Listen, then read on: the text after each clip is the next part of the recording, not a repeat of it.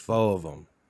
F4, man, we in here. What's going on, world? It's your boy VO the Face. F4, we back in the building. 50% fuss, F4, 50% fantasy football, 100% fact. And we about to get this popping. I'm here with my crew. We gonna kick them facts, and we got a whole bag of facts with you. Since we are in the top 5 or top 25, we gonna do introductions again. I'm here with my boy Minnie with the Wild Horse Podcast. It's gonna jump off for the Broncos. What's up? Sure. Follow them How you things. doing, boys? There we go, man. And I'm here with Silly C with the numbers. Haha, it's your boy Silly C. Yeah, let's go. And I know he said he likes the bags, but he just likes to start it with the T. So we got our clown shoes on today. That's cool. Let's go. Let's go, because I got a lot more for you. But I'm not even gonna roast you now because I got more people to introduce that are more important than you. Let's go to Jay Rees, the gambler. Oh, Let's go. 4 of them. Let go. Man, y'all keep saying that let go. Y'all gonna make Minnie wild out in here. Let go. Let's get this shit going, man. We are in the top 25. That is 25 through 1. We got some of the dopest players in the teams you want to focus your fantasy build around. He heard it through the grapevine, he heard it through the mix. All these chittin' chatting actors on some brand new shit. Like we really trying to find a time for that. So concerned what he wearing, he ain't heard just where my rhyming be at. Talking about where my dimes is at, this and that, chit chat. And that chat. In other words, that fuss, and that's what we here to bring you, man. What's going on, world? Let's get this going. We are now into the top 25, a list that's littered with names, and I'm actually going to try to read this list to you instead of just showing it. Darren Waller. See, this is why I didn't read my other. Let's go. Darren Waller, CEH, AJ Brown, Joe Mixon, Justin Jefferson, Najee Harris, Antonio Gibson, Calvin Ridley, DK Metcalf, Patrick Mahomes, DeAndre Hopkins, Austin Eckler, Aaron Jones, Nick Chubb, Stephon Diggs, Jonathan Taylor, Tyrique Hill, Ezekiel Elliott, Devonta Adams, Saquon Barkley, Travis Kelce, Alvin Kamara, Derrick Henry, Dalvin Cook, and the number 1 projected overall pick by your drafts is Christian McCaffrey. So we find ourselves back in the same place that we started last year. C-Mac number 1 overall. You guys have any problems with that number 1 designation of C-Mac? That's not by us. That's where he's going in mock drafts. Anybody? I do. Quick takes. Quick takes. Y'all have any Henry problem right with that? now. Henry right now is the number 1 back. I don't think until anybody can prove that they can even stop him for 2 quarters, that he's not. He runs over defenses. He might not give some of the other receiving abilities that some of the other do, but you don't need that when you have somebody steamrolling defenses all game. Yeah, so Cody ignored my quick take portion, but let's let Jay Rees tell us. Christian McCaffrey, is he a certified number 1 overall pick? So if you had the number 1 overall pick, you wouldn't go Derrick Henry, would you, Cody? Quick take? Yeah, I would. I'd go Derrick Henry over Saquon and Kamara and everybody that's projected over him? I would go over Christian McCaffrey. If some of the one of the people I wouldn't is probably Dalvin Cook. I really like him a ton, and so if he's on the board, I definitely look at it. But outside that, yeah, it's Derrick Henry, and that's it. Jay Reeves, what do you think about Christian McCaffrey maintaining the crown as the number 1 average drafted player? Man, I hate to say it, but I almost feel like number 1, Christian McCaffrey is that dude. I almost feel like he's about to get the bag and run off with it. I don't know, man. I don't want to give away too many of my secrets. I'd probably take Ezekiel Elliott number 1 overall. All right, man. I like that take, Minnie. So we had one person that would take Derrick Henry over Christian McCaffrey. We had one person that take Ezekiel Elliott over Christian McCaffrey. Is Christian McCaffrey the number 1 overall pick? Because the mock drafts are saying something different. I would say different. I don't see CMC as the number 1 guy. Kamara would be your number 1 guy if Drew Brees was still there. But that being said, Dalvin Cook's my number 1 as of this point, and Derrick Henry's my number 2. Yeah, Dalvin Cook, and not necessarily a smash mouth division. He could get away with some really good yards in that division. I'll give you the Carfax on Christian McCaffrey. I went number one with him overall last year. Ended up winning a championship in spite of him, but that was my dedication to running back roster building. And I put Christian McCaffrey along with Aaron Jones and Chris Carson. I lucked out with James Robinson. Had a ton of studs in the backfield, was able to make moves with some of them and able to do other stuff with the other. I had to roster Christian McCaffrey the entire year, so it really sucked. But I still ended up with a chip, man. Go deep, go hard in the running backfield. So let's get into this top 25 list. Silly C, who do you see that sticks out to you? I want to start. Let's go into Joe Mixon. And with Joe Mixon, I don't know. I don't trust him. No. He played 6 games Facts. last year. 119 rushing yards, or 119 rushes for 428 yards, 3.6 yards a carry, Facts. 3 touchdowns. Now with Burrow coming back next year, does that change anything? I'm not sure. I really just don't think he's not that dude. He's really higher up than he needs to be. I'd probably pass on him completely.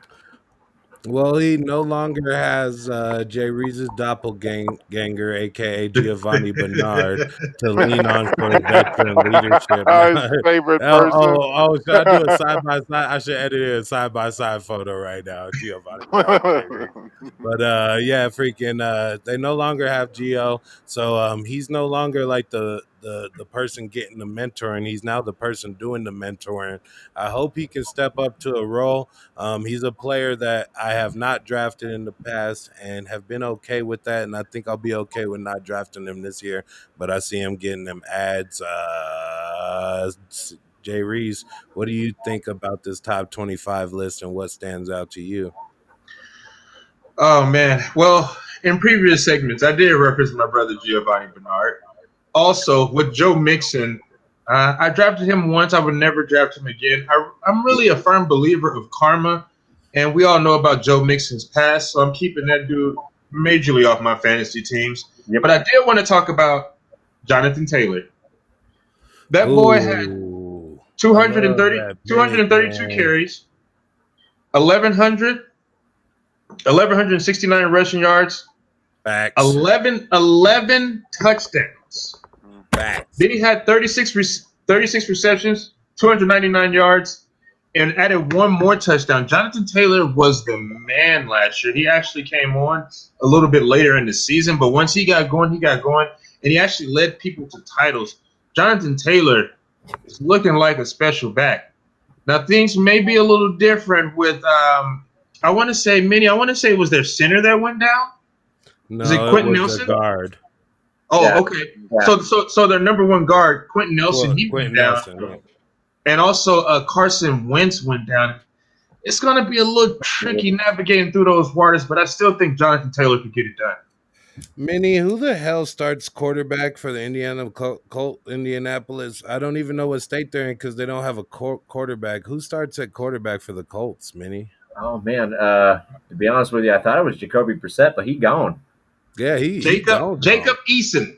Oh yeah, Jacob Actually, Eason. Okay, it's a let me combination give of Jacob Eason and I believe let me give you one of these real Ellingtoner. quick. Jacob Eason is the reason Justin Fields transferred to Ohio State. I don't know if you know that. Oh, really? He is. Jacob Facts. Eason was a third or fourth round pick in 2019 by the Colts. Thought he might be the guy. Justin Fields transferred the year before from Georgia to Ohio State, sat behind Haskins for a year, then took over. Damn, man. So- And man, like it's just crazy how stuff just changes, man, and now everybody got to move around. But I do love the movement by the NCAA for to allow player movement because the coaches will bounce in a heartbeat. Cody, what else was a special player that you see in this top 25? Obviously, there's special players all over this top 25. So which one do you want to talk about? One of the ones I really want to talk about is Devonta Adams. Mm. Right now, Aaron Rodgers seems like he's just playing for a check, but he's Aaron Rodgers. So you know he's gonna feed him the ball if he gets a chance, and it's gonna happen. But with that being said, how committed is his quarterback right now? And how committed is Adams? I feel like he's playing out some of the final years of his contract. So this could be an interesting year. But I definitely think that they're both playing for their new contracts. So definitely look for some big performances for both of them. And yeah, so Adams sits out for me. Man, I've had so much Aaron Rodgers talk, I could puke. Jay Reeves, tell me a reason about Devonta Adams that kind of just makes you say, hold up. Hold up a little bit, man. That's because I feel like Aaron Rodgers, he may be playing for the chip this year. Number one, he's playing with the chip on his shoulder. And I think he's really out to prove to Green Bay that he is that dude. I don't know, man. It's something just telling me that you're going to see a lot of connection with Aaron Rodgers and Devonta Adams this year, man. And they could possibly, I don't know, man, make it to the Super Bowl. And then I feel like he can win the chip and just bounce on him. Like I told you guys. Man, I could definitely. Yeah, I could definitely see that, man. He might come back if he wins the chip, but he might also be like deuces, man. Devonta Adams, contemporary. Like, honestly, this could be the most shuffled top 5 in different drafts that we ever see. We might see Devonta go anywhere between 1 and 4. We could see Deandre Hopkins going 1. We could see Tyrique going 1. We could also see that is people like down. DK Metcalf and Keenan Allen possibly cracking like the top 4, depending on like, you know, your favoritism.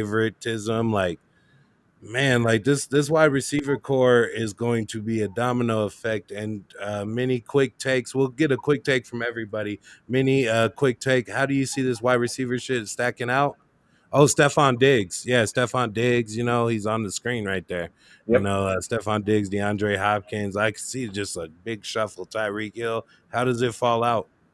Man, I think it's going to come down to, once again, the top dogs. It's going to be Tyreek again. It's going to be Devontae again. A-Rod is back. You're going to have to look at those two dudes. And then Stephon Diggs, as long as he stays healthy, he is no joke, man. I think those might be your top 3, bro. And you got a couple of pieces that could sneak in or sneak out. All right, Cody, you see anybody crack it like the top 4 of your fantasy draft that you're just like, whoa, that's a little early, but I understand it. Like a This Keenan year, Allen or this DK year, Metcalf. I feel like DK Metcalf is like in there. Like Yeah. AJ Brown should be up towards the top 8 receivers picked. Like I think I'm they're anything I'm going to surprise you. I'm feeling Hopkins. I think Hopkins? DeAndre Hopkins is going to really surprise people this year. Just not because of him. His abilities have always been there, but the abilities of Kyler Murray. I feel like he's going to settle down. He's going to learn how to sit in the pocket and move when he needs to. And with Right. that, I think that's going to show more productions for All DeAndre right, Hopkins. man. And it is Thursday, man. So we're gonna do a throwback Thursday question for Jay Reeves. Which throwback wide receiver? It's 2017, 2018. You know what I'm saying? We younger, we in a better shape, you know what I'm saying? Except for Cody, he done slimmed out right now, you know what I'm saying? But we younger, we in better shape. It's 2017. Who we gonna see come back on the map? Is it gonna be Odell Beckham? Is it going to be AJ Green? Cody, leave your shirt on. Leave your shirt. Is it going to be Odell Beckham, AJ Green? Might we see a Larry Fitzgerald like resurgence? Who's Jarvis Landry? I think there's a ton of our receivers that we like had like a flash in the pan. Amari Cooper. Like who's going to resurgence from like that 2017 draft? The people that were up here, Mike Evans. Like what's going on, man? Who's going to give us the best throwback Thursday? Yo, I to be honest, I think it's going to be AJ Green. I didn't ask you many. I did not ask you many. I don't care. I think it's going to be AJ Green. That's all I got to say. AJ Green. I do like that, man. Like, I like that. There's Golden DeAndre Tate out there. Hopkins. There's a lot of people. Hopkins, I got to say it's going to be Jay him. Reeves. Who do It's you got, funny. man? It's funny that many said AJ Green because that's exactly who I was thinking about. AJ Green. I almost think he wanted to get out of Cincinnati, so he played like the worst football that he could possibly play. And now he is paired up with the boy DeAndre Hopkins. Oh, by the way, DeAndre Hopkins last year, 160 targets, 115 receptions, 1,407 yards and 6 touchdowns. DeAndre Hopkins is that dude. The little known fact about DeAndre Hopkins is he's been playing since 2013. For some reason, I didn't think he's been playing for that long. Like, DeAndre Hopkins just seems timeless, man, like forever young. And I expect him to have a really big season with his counterpart, AJ Green, stepping up. Jay-Z forever young. AJ That's why you're my guy, Green, Cody. Yes, sir. So you like both of y'all like AJ Green? I kind of defer, man. I think it might be Odell back, man. Like he's tired of having people saying like people are doing like I said with Christian McCaffrey, like I did well in spite of him, like even with his downfalls, you know. Like, and I feel like he wants to be like, man, I'm in Cleveland, like I can't help them win, and I think he finds a way to help them win. It's reminiscent of his big game against the Cowboys last season that he had before he got hurt. Great game, man. I hope we see that Odell back because the league's better when Odell's better. I forgot where we were at. Who has somebody else to talk about? I did want to shake up that wide receiver room a little bit. Man, I have one more dude to talk about, man. Tyrique Hill, man. He cracks my top 4 because last year he just put up quarterback numbers. Tyrique Hill was exceptional last year, man. I don't know. I know there's a dude personally in my draft who likes to go wide receiver heavy, and he was talking about drafting Tyrique Hill at number 3, and I cannot be mad at that. Man, Tyrique, it's like that Deshaun Jackson effect. Like I remember people were talking about taking Deshaun Jackson like number 1 overall, and you just know that stuff don't last forever. We've seen it in Tyreek Hill, Dante Hall, other exceptional speedster. That boy is speedster. That boy is speedster. Mimi. I don't know. Hester never slowed down until he retired. He never was a great receiver. That boy was a speedster, man, but he was never a great receiver. So, but he was fast. Tyreek is an animal, man, and I do think he could do it between the 20s too. I just, freaking, he has that big play potential. I would definitely agree to take him there. He's part of the reason that carried me to that championship. I do think that wide receiver room is deep, and we can't get up out of here without talking about Darren Waller, baby. I don't think we can, man, because Darren Waller exploded on the scene last year. He had huge numbers, and he was getting it popping. But with the Bronco twist to that, I wanted to spin it to Minnie, because my question is Noah Fant this year's Darren Waller? Because I think Darren Waller came on. He had a mediocre season when he started catching fantasy people's radar, and then he really took off last year and paid off. Do you think that Noah Fant could be this year's Darren Waller? Man, I'm going to say this right now. He better be. He better be. Yep. And just real quick, it was a year and a half ago. It was the 2019 season when Darren Waller popped off. If you were lucky enough to get him week 4 or week 5 in free agency, it probably helped you win a chip. Yes, sir. The only difference between the two players, and all 3 of you can probably agree with this, is touchdowns. Yeah. Noah Fant gets open. The guy can catch the ball. He's a big body dude. He's going to probably play 16, 17 games for you. Touchdowns, man. And I think that's what sets him apart.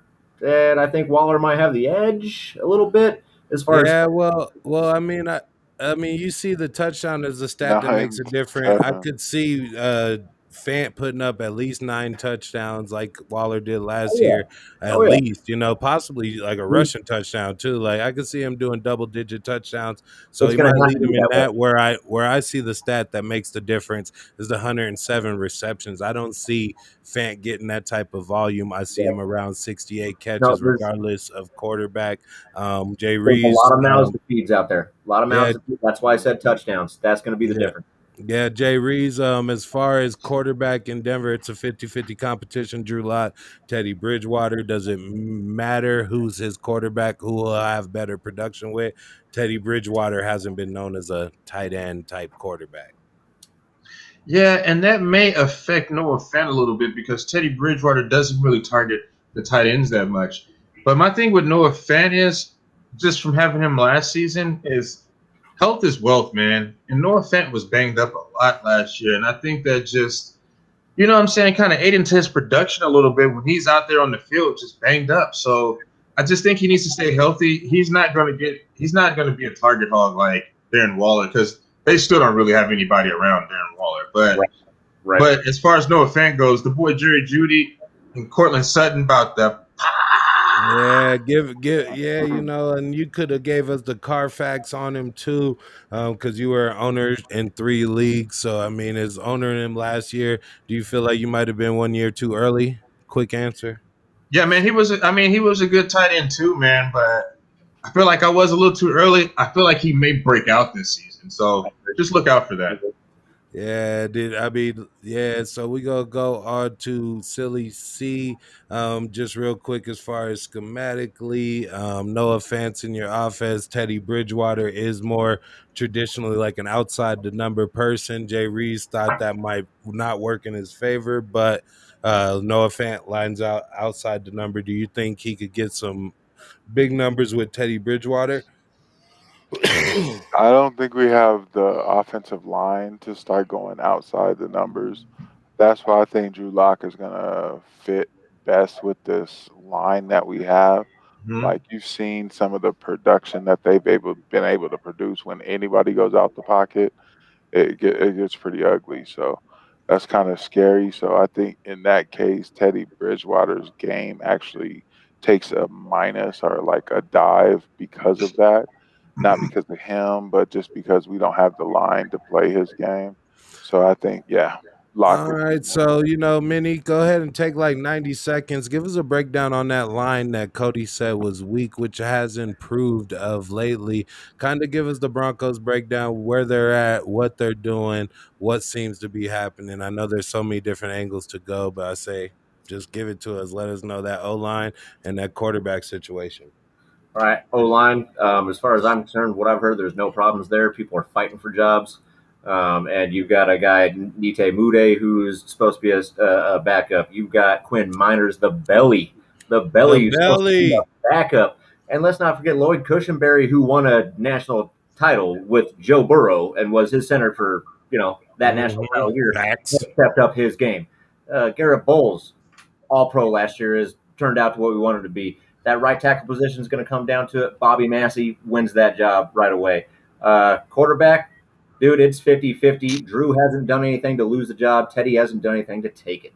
It's all going to come down to who messes up the worst. And as of right now, Drew has 2 picks as far as 8 practices are concerned, opposed to Teddy B's 4. There we go, man. And I heard it described on the radio earlier like a Mayweather fight. Like, you can't really score the rounds. The rounds are close. But Drew is the heir apparent, so like he's the champion entering.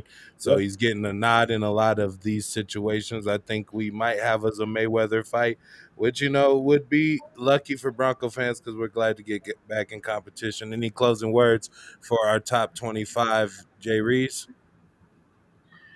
Oh man, Ezekiel Elliott. That's the Cody closing words or player for the top 25. Jerry's, get some new colors of blinds. Looks like the Raiders over there. Mini. Yeah, we all do look like Super Bronco out, and you just look like I'm good. But it's all right. I still fucks with it, man. Mini, one player or word on just the top 25. I'm gonna tell you right now, I won't give it away, but watch out for DK Metcalf. That kid. I like that. Oh, I like that. And Russ is gonna cook, bud. So that's all I gotta say. DK. Man. He y'all know man. I'm bouncing. Man, do y'all know that fantasy football draft season's upon us? Y'all feel that? Y'all feel that? I hope our fans feel that shit, man, because we're going to be here for a long ride, and we're going to be here with you all the way through it. That was our breakdown of the top 25. Remember, we offering 50% fuss, 50% fantasy football, 100% facts. F4, baby. We in here. Facts. And we out of here. Subscribe to the channel.